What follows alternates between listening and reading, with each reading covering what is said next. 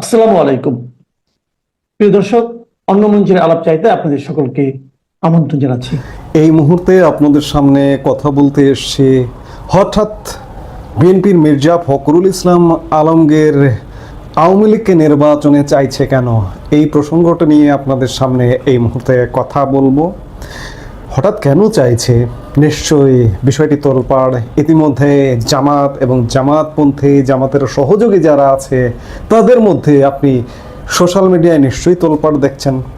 বিদেশ থেকে online activist Pinaki Bhattacharya ফেসবুকে পোস্ট দিয়েছেন এটি নিয়ে, ইলিয়াস হোসেন ফেসবুকে পোস্ট দিয়েছেন। হঠাৎ করে বিএনপি আওয়ামী লীগকে চাইছে কেন, কি এমন ঘটনা ঘটলো? নিশ্চয়ই ঘটলো। বিএনপি হয়তো ইতিমধ্যেই বুঝতে পারছে। প্রথম বুঝতে পারা উচিত বিএনপির জন্য যে বিএনপি যে স্বপ্ন দেখছে সেই স্বপ্ন বিএনপির বাস্তবায়ন হতে দেবে না ডক্টর ইউনূস এবং জামাত। প্রথম ঘটনা হচ্ছে ছাত্র সংসদ নির্বাচন, ডাকসু নির্বাচন এবং জাহাঙ্গীরনগর বিশ্ববিদ্যালয়ের ছাত্র সংসদ নির্বাচন। এই দুটো ঘটনা থেকে এটি পরিষ্কার যে একটা ছাত্র সংসদের নির্বাচন একটি পদও বিএনপি পায় না। এটাকে হতে পারে? এটা কেউ বিশ্বাস করে? বিশ্বাস করতে পারে? বিশ্বাস করতে পারে না। তবে বিএনপির গত এক বছরের কৃতকর্ম, ভয়াবহ দেশবিরোধী, নেতিবাচক, মানবতা বিরোধী, মানুষ বিরোধী কর্মকাণ্ড, বিএনপির ডাকসু জাকসু নির্বাচনের যে ফলাফল সেটি যথোপযুক্ত। কিন্তু তাই বলে ভাই একটি পদও পাবে না, এটি কি আপনি মানবেন? আপনি বিশ্বাস করবেন? বিএনপি যদি এটি মানে, বিশ্বাস করে, এটি মেনে নিয়ে যদি বিএনপি এখনো স্বপ্ন দেখে যে আমরা ক্ষমতায় যাব, তাহলে বিএনপি বিলুপ্ত হতে সময় লাগবে না। দ্বিতীয় ঘটনা দেখুন যে এই যে ডক্টর মোহাম্মদ ইউনূস নিউ ইয়র্কে গেলেন জাতিসংঘের ৮০তম সাধারণ পরিষদের অধিবেশনে ভাষণ দিতে। সেই ভাষণ দলে প্রধানত তিনটি রাজনৈতিক দল, বিএনপি, জামাত এবং এনসিপির দুজন করে ৬ জন রাজনৈতিক নেতাকে একীভূত করেছে বা সফর সঙ্গী হিসেবে নিয়ে গেছে। সফর সঙ্গী হিসেবে নিয়ে যাওয়ার পর মির্জা ফখরুল ইসলাম আলমগীরের আপনি ছবি কিন্তু অনেক কথা বলে, শুরু থেকে, এয়ারপোর্ট থেকে, বিমান থেকে, এবং এয়ারপোর্টে সেখানে নিউ ইয়র্কে নামবার পরে মির্জা ফখরুল ইসলাম আলমগীর যদি বাংলাদেশের একটা প্রধান রাজনৈতিক দলের সেকেন্ড ম্যান হয়ে থাকেন, দলের মহাসচিব যদি হয়ে থাকেন, তার সাথে ডক্টর ইউনূস কি আচরণ করলো আপনারা একটু দেখুন। নিউ ইয়র্কে বিমান থেকে নামবার পরে মির্জা ফখরুল ইসলাম আলমগীরের হেনস্থা হওয়ার দৃশ্য আপনারা দেখেছেন। অথচ একই সাথে তুলনা করতে চায় যে জামাতে ইসলামের প্রতিনিধিও গেছেন, জামাতে ইসলামের নায়েবে আমির আব্দুল্লাহ মোহাম্মদ তাহের গেছেন। তাহেরকে কি হেনস্থা হতে দেখেছেন? নিউ ইয়র্কে মির্জা ফখরুল ইসলামকে নিয়ে এরকম পরিস্থিতিতে ফেলানোটাও একটি ষড়যন্ত্রের অংশ। বিএনপি যদি এগুলো দেখে এখনো না বোঝে, বিএনপি ক্ষমতায় আসা তো দূর কি বাত, বিএনপি বিলুপ্তির পথে যাবে। এখনো সময় আছে বিএনপির বোধোদয় হওয়া এবং বোধোদয় হয়ে রাজনীতি করা। তাহলে বিএনপি থাকবে, জাতীয় পার্টি থাকবে, আওয়ামী লীগ থাকবে, সবাই থাকবে। কিন্তু হঠাৎ করে মির্জা ফখরুল ইসলাম আলমগীর আওয়ামী লীগকে চাইছেন কেন? এটি তো বিলিয়ন ডলারের প্রশ্ন। এতদিন যে বিএনপি আওয়ামী লীগকে প্রধান প্রতিপক্ষ মনে করেছেন, সেই বিএনপির মহাসচিব মির্জা ফখরুল ইসলাম আলমগীর আওয়ামী লীগকে নির্বাচনে চাইছেন। আগামী জাতীয় সংসদ নির্বাচনে আওয়ামী লীগ ও জাতীয় পার্টির অংশগ্রহণ চান বিএনপির মহাসচিব মির্জা ফখরুল ইসলাম আলমগীর। তিনি বলেছেন একটা সুষ্ঠু ও অবাধ ভোট হোক। এজন্য অনেকে আমাকে ভারতের এজেন্ট, আওয়ামী দালাল বলে গালাগাল দিচ্ছে, কিন্তু শেখ হাসিনার অপকর্ম আমরাও কেন করব? শেখ হাসিনা ১৫ বছর প্রতিপক্ষকে ভোটে দাঁড়াতেই দেননি, তার শাস্তি পেয়েছেন। একই কাজ করলে আমরাও তার প্রতিফলন পাব।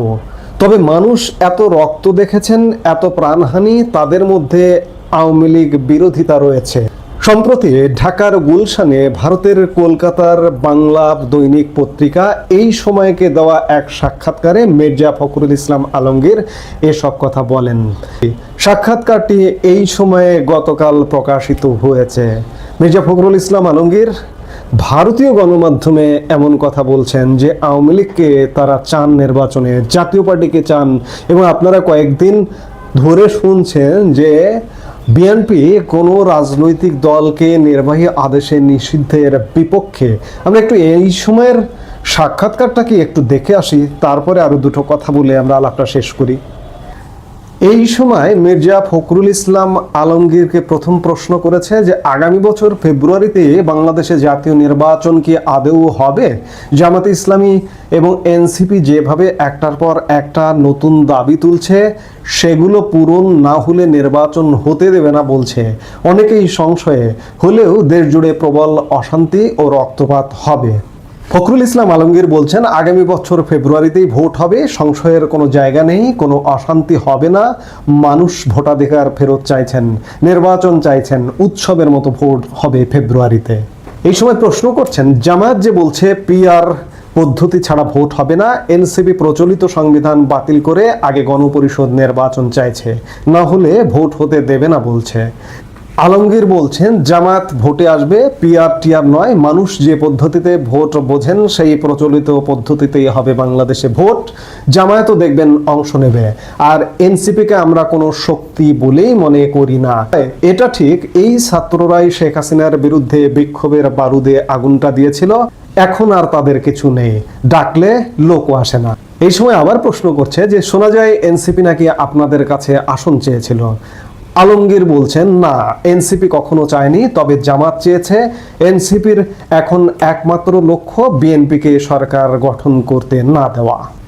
এই সময় প্রশ্ন করছে যে জামাত 50টা আসন চেয়েছে, মির্জা ফখরুল ইসলাম আলমগীর বলছেন 30টা চেয়েছে, আমরা উৎসাহ দেখাইনি, অনেক কম একটা সংখ্যার কথা বলেছি যা তাদের মনোপুত হয়নি।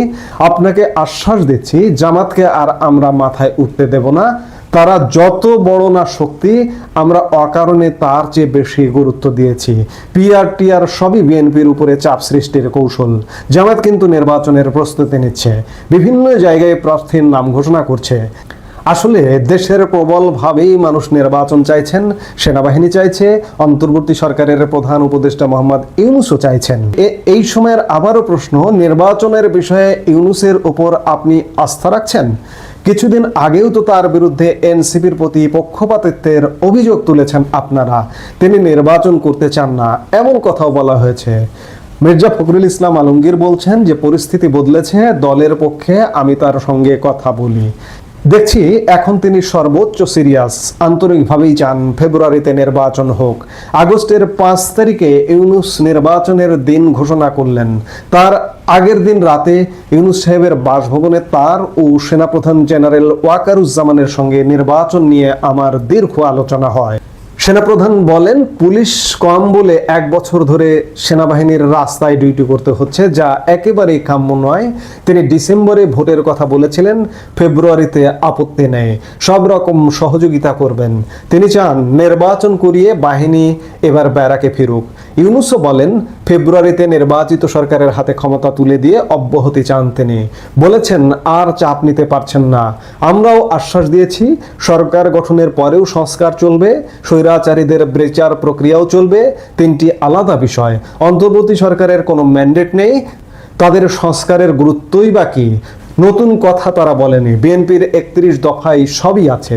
এই সময়ের প্রশ্ন, সম্প্রতি যেদিন জাতীয় পার্টির অফিস ভাঙচুর হলো, পরের দিন বিএনপি, জামাত এবং এনসিপি নেতৃত্বকে বাসভবনে ডেকে পাঠিয়েছিলেন ইউনূস। তিনি কি কোনো বিশেষ বার্তা দিলেন আপনাদের? মির্জা ফখরুল ইসলাম আলমগীর খানিকক্ষণ চুপ করে থেকে ঠিকই বলেছেন, সেদিন ইউনূস আমাদের একটি স্পষ্ট বার্তা দিয়েছেন। সে বার্তা সংক্ষিপ্ত, 1 লাইনের, এক ধরনের ফাইনাল বলে বলতে পারেন। ইউনূস সেদিন আমাদের জানিয়ে দেন ফেব্রুয়ারিতে ভোটের বাস ধরতে না পারলে তিনি মার্চ থেকে আর থাকবেন না। এমন পরিস্থিতি যেন না হয় যাতে ভোটটাই করা গেল না। এই সময় প্রশ্ন করছে যে আওয়ামী লীগ কি আগামী ভোটে অংশ নিতে পারবে? জাতীয় সমাজতান্ত্রিক দল জাসদ বা ওয়ার্কার্স পার্টির মতো তাদের শরিকরা? মির্জা ফখরুল ইসলাম আলমগীরের উত্তর, আমরা বলেছি আওয়ামী লীগ ও তাদের শরিকেরা সবাই, এমনকি জাতীয় পার্টিও নির্বাচনে অংশ নিক, একটা সুষ্ঠু ও অবাধ ভোট হোক। এজন্য অনেকে আমাকে ভারতের এজেন্ট, আওয়ামী দালাল বলে গালাগাল দিচ্ছে, কিন্তু শেখ হাসিনার অপকর্ম আমরাও কেন করব? হাসিনা 15 বছর প্রতিপক্ষকে ভোটে দাঁড়াতেই দেননি, তার শাস্তি পেয়েছেন। একই কাজ করলে আমরাও তো প্রতিফল পাবো। তবে মানুষ এত রক্ত দেখেছেন, এত প্রাণহানি, তাদের মধ্যে আওয়ামী বিরোধিতা রয়েছে। এই সময় আবারও প্রশ্ন করেছেন ভারত প্রসঙ্গে। ইউনূস বলছেন যে ফেব্রুয়ারিতে ভারতের প্রভাব ছাড়া নির্বাচন ও সরকার গঠন হবে। সত্যিই কি বাংলাদেশে ভারতের কোনো প্রভাব আর অবশিষ্ট নেই? মির্জা ফখরুল ইসলাম আলমগীরের উত্তর, ভারত মুক্তিযুদ্ধের সহযোগী। সেই সময় 1 কোটি মানুষকে আশ্রয় দিয়েছে ভারত। ভৌগোলিকভাবেও বাংলাদেশের 3 দিকে ভারত, একদিকে সাগর, সুতরাং ভারতের প্রভাব বাংলাদেশে থাকবেই। সমস্যা হলো বাংলাদেশ বলতে শুধু আওয়ামী লীগকে বুঝেছে ভারতের শাসকেরা। আওয়ামী লীগের ভাষ্য মেনে বিএনপি আর জামাতকে একই বন্ধনীতে ফেলেছে। জামাত আর বিএনপির রাজনীতি তো এক নয়। আমরা অসাম্প্রদায়িক মধ্যপন্থী একটি গণতান্ত্রিক দল। মুক্তিযুদ্ধে অর্জিত সংবিধান রক্ষায় আজও আমরা স্বাধীনতা বিরোধীদের সঙ্গে লড়াই করছি। বামেরা আমাদের সঙ্গে রয়েছে। এই সময় আবারও প্রশ্ন করছে যে 25 বছর ধরে জামাত আপনাদের শরিক, দুটো নাম তাই একসঙ্গে উচ্চারিত হয়। মির্জা ফখরুল ইসলাম আলমগীর বলছেন ভুল। আওয়ামী লীগ এই অপপ্রচারটা ভারতকে বিশ্বাস করিয়েছে। তারা শুধুই নির্বাচনী শরিক, তারা ধর্মীয় রাজনীতি করে, আমরা করি না। আসলে আওয়ামীর চশমা দিয়ে ভারত বাংলাদেশকে দেখেই ভুলটা করেছে, বাকিদের সঙ্গে যোগাযোগই রাখেনি। আজ আওয়ামী লীগের বিরুদ্ধে ক্ষোভের পাহাড় তীব্র ভারত বিরোধিতায় পর্যবেসিত হয়েছে। তবে বিএনপির পক্ষে আমি আশ্বাস দিচ্ছি, জামায়াতকে আর সুবিধা নিতে দেব না। আমরা চাই ভারত সবার সঙ্গে যোগাযোগ রাখুক। আমরা কলকাতা যাব, কলেজ স্ট্রিট থেকে কত বই কিনেছি, আবার সেই সুযোগ পাবো।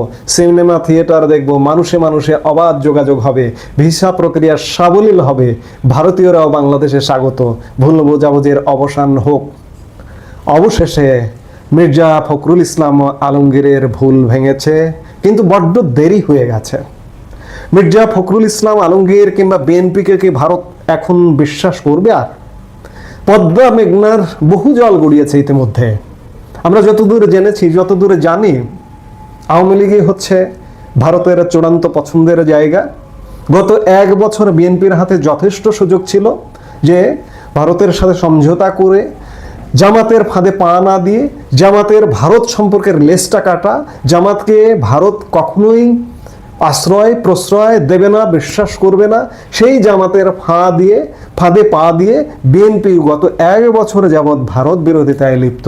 কাজেই ভারত আওয়ামী লীগের বাহিরে ভারতীয় বিভিন্ন পর্যায়ে কথা বলে যেটা আমরা বুঝি, যে আওয়ামী লীগের বাইরে এখনো পর্যন্ত কাউকে বিশ্বাস করে না, এবং আগামী দিনে বিশ্বাস করবে কিনা সে ব্যাপারে বিলিয়ন ডলারের প্রশ্ন আছে। অন্যদিকে মির্জা ফখরুল ইসলাম আলমগীর আজকে অনেকদিন পর এসে বলছেন যে নির্বাচনে সবাইকে উপস্থিত চান। এক্ষেত্রেও বড্ড দেরি হয়ে গেছে, কারণ আওয়ামী লীগ বিএনপিকে এখন আর বিশ্বাস করে না। শুরুর দিকে আওয়ামী লীগ নেতারাও কিন্তু বলেছিলেন যে রাজনীতিতে শেষ কথা বলে কিছু নেই, বিএনপির সঙ্গে সমঝোতা হতে পারে ইত্যাদি। এখন সেই সমঝোতাগুলো হবে কি না সে ব্যাপারে একটা বড্ড প্রশ্ন দেখা দিয়েছে।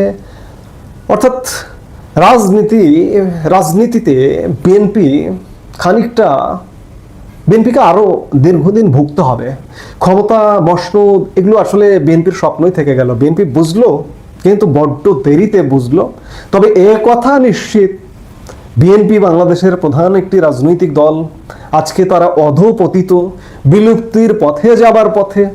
আজকে মির্জা ফখরুল ইসলাম আলমগীর একটা সত্য ভাষণ দিলেন, সত্য স্বীকার করলেন যে আওয়ামী লীগ, জাতীয় পার্টি, 14 দলীয় যে জোট আছে সবাইকে নির্বাচনে অংশ নিতে দিতে হবে। এছাড়া বাংলাদেশে নির্বাচন হবে না।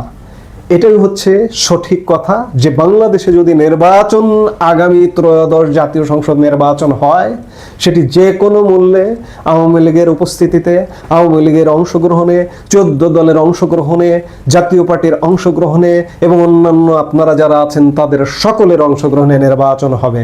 এছাড়া বাংলাদেশে কোনো নির্বাচন হবে না। এই মুহূর্তে এ পর্যন্তই। সবাই ভালো থাকুন, সুস্থ থাকুন।